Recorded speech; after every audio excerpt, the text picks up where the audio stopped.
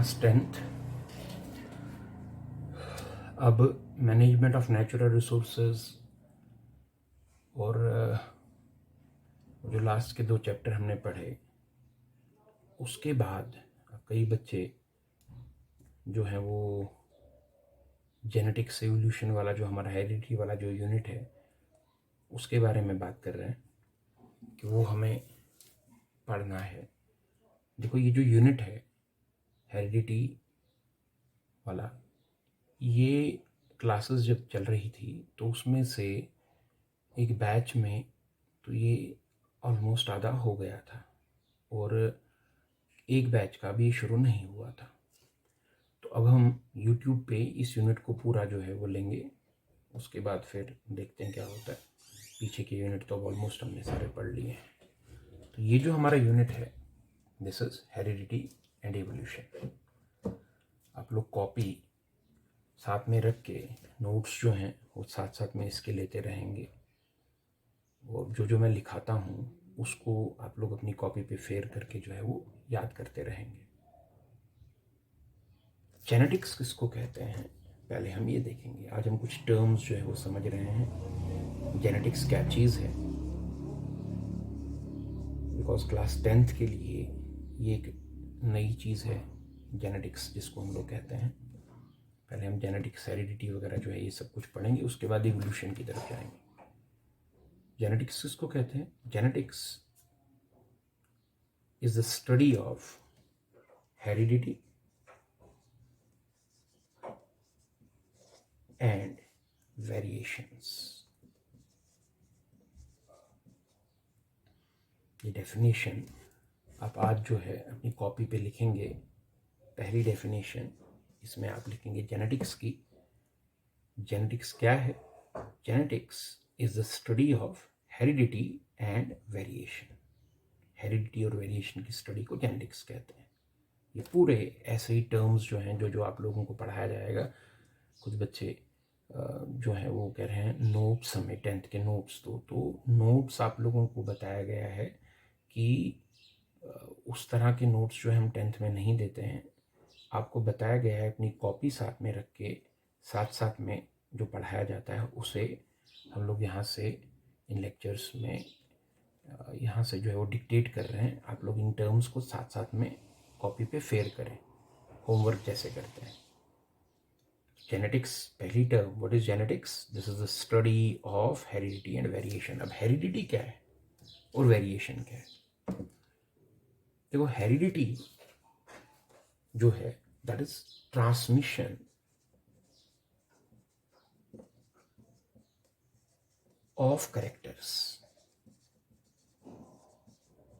Heredity is transmission of characters from parents to offsprings. offspring यानी बच्चे। Parents में से बच्चों में कैरेक्टर्स को ट्रांसमिट होना, कैरेक्टर्स का ट्रांसमिट होना हेरिडिटी कहलाता है। और वेरिएशन क्या है? वेरिएशन मीन्स dissimilarities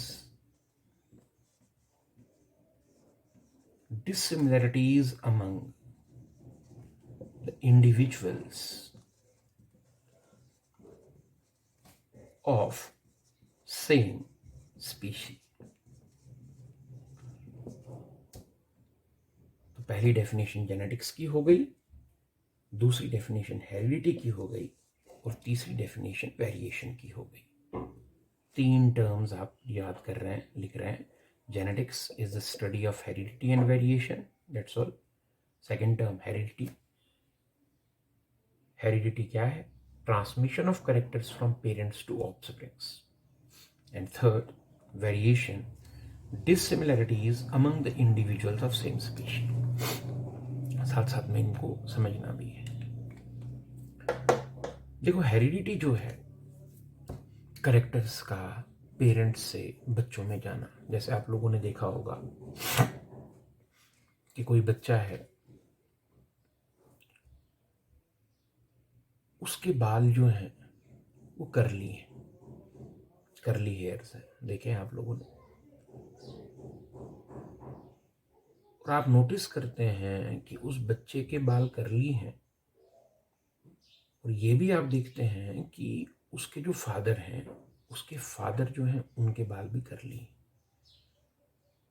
तो बड़ी आसानी से हम कहते हैं कि इस बच्चे के बाल अपने पेरेंट के जैसे हैं, अपने फादर के जैसे हैं। फादर के बाल भी कर्ली थे तो इसके बाल भी कर्ली हैं, यानी कर्ली हेयर्स का जो ये करेक्टर है ये इस बच्चे ने अपने फादर से इनहेरिट किया है।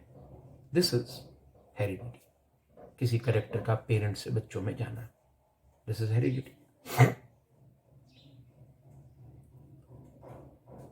और फिर दूसरी चीज है वेरिएशन। वेरिएशन मतलब डिसिमिलरिटीज।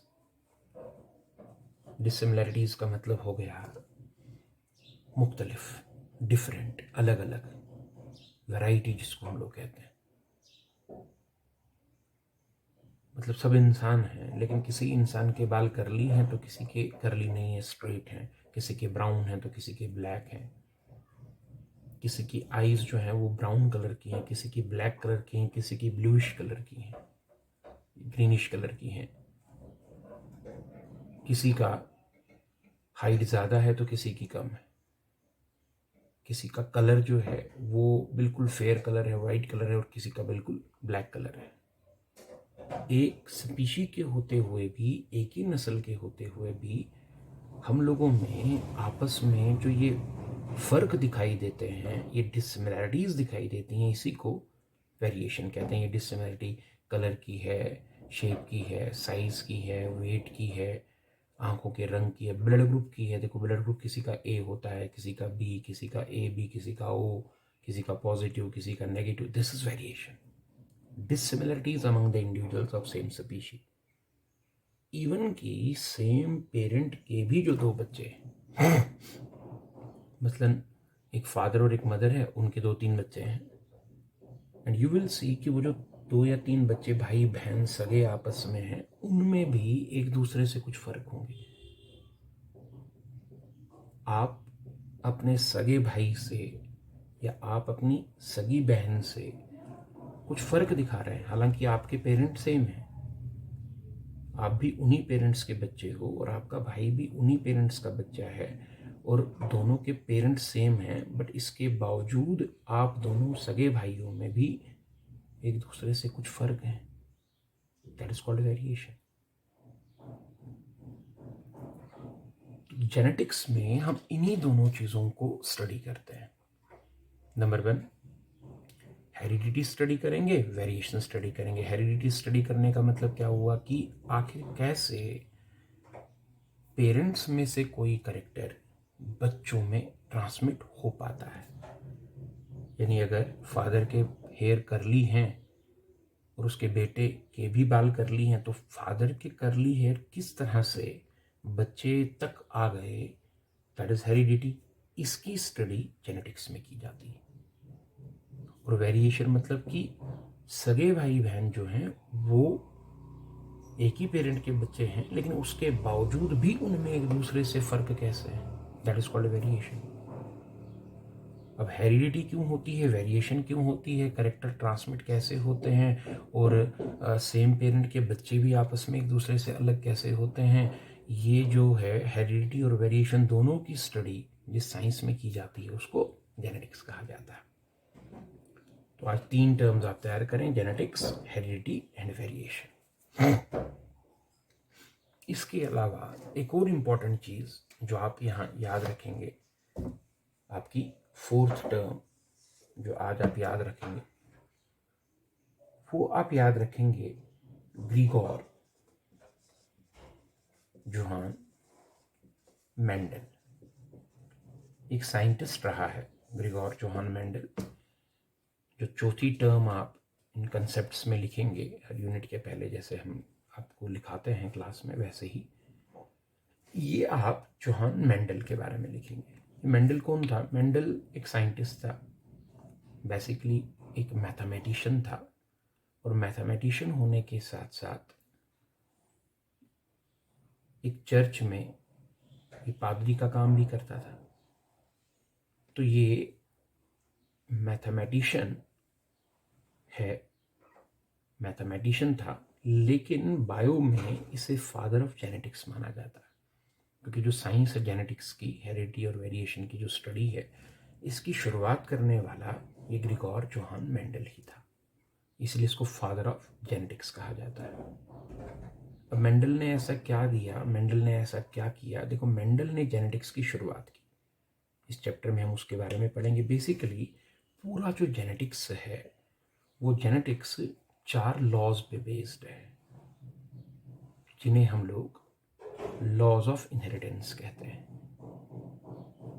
वो जो 4 लॉज हैं जिन पे पूरा, जैसे मैथ आप पढ़ते हैं तो math plus minus multiplication division in चीज़ों पर बेस्ड होता है, सेम ऐसे ही मेंडल ने जेनेटिक्स के 4 लॉज दिए हैं और उन्हीं 4 लॉज पे पूरा जेनेटिक्स जो है वो बेस्ड है। और इसीलिए हम मेंडल को जेनेटिक्स का फादर जो है वो मानते हैं।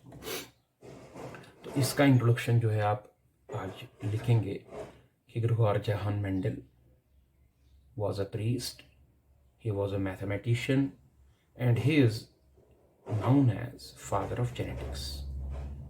He gave 4 laws upon which the entire genetics is based, and that is why we call Mendel as the father of genetics. एक और इम्पॉर्टेंट चीज़ जो मेंडल के बारे में आप लोग अपनी कॉपी पर लिखेंगे वो ये कि मेंडल की जो स्टडी थी that was based on pisum स्टाइवम।